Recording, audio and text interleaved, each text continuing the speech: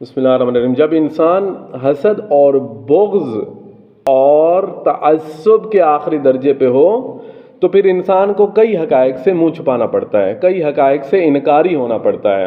جس طرح سے جنگ احد اور جنگ حنین میں میدان سے فرار اور بھاگ جانے کا مطلب بھاگ جانا اور فرار کرنا نہیں ہوتا، جس طرح سے جنگ صفین میں جنگ کرنا نہیں ہوتا، جس طرح آیا وضو میں ومسحو کا مطلب مسح کرنا نہیں ہوتا، جس طرح سے لا تحزن اللہ کہتا ہے ڈر گئے، اللہ کا نبی حوصلہ دے رہا تھا، لا تحزن ان اللہ معنا، ڈرو نہیں اللہ ہمارے ساتھ ہے۔ اللہ قرآن میں کہہ رہا ہے ڈر گئے، اور یہ کہتے ہیں اللہ تحزن کا مطلب ڈر جانا نہیں ہوتا۔ جس طرح سے صلح امام حسن علیہ السلام میں معاہدے کی خلاف ورزی کرنا، ممبر پہ غاصب ہونا، خلافت پہ بیٹھ جانا، خیانت کرنا نہیں ہوتا۔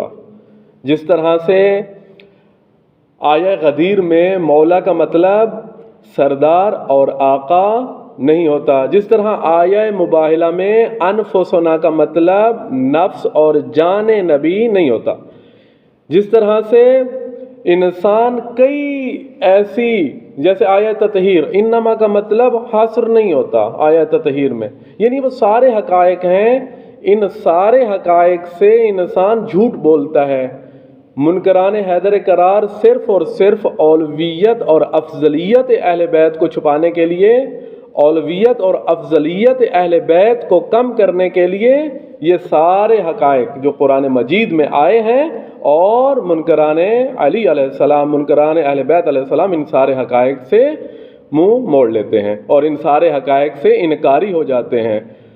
یہ جتنے بھی اہل بیت علیہ السلام کی شان اور توقیر اور افضلیت کے انکاری ہوں، ان کی شان کبھی بھی کم ہونے والی نہیں ہے، کیونکہ وہ شمع بھلا کیا بجھے جسے روشن خدا کرے۔ یہ وہی شمع ہے جس کو اللہ رب العزت نے روشن کیا ہوا ہے۔